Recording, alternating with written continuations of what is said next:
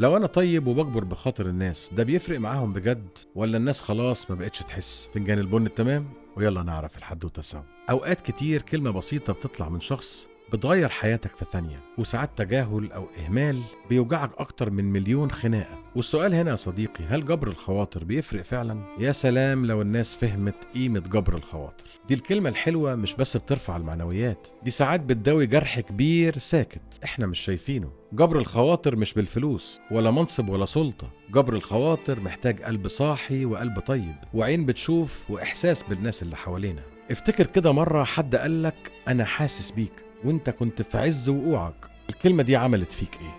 اهو ده اساس جبر الخواطر.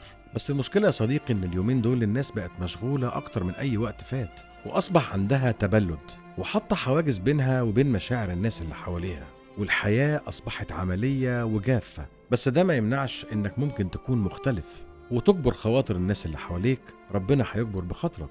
جبر الخواطر اتجاهين رايح راجع، بيرجع لك تاني يوم ما تحس ان انت محتاج كلمة ترفع معنوياتك، تواسيك، حتى لو مش من نفس الشخص اللي انت جبرت بخاطره قبل كده، ممكن تكون من حد تاني وممكن تكون من ربنا.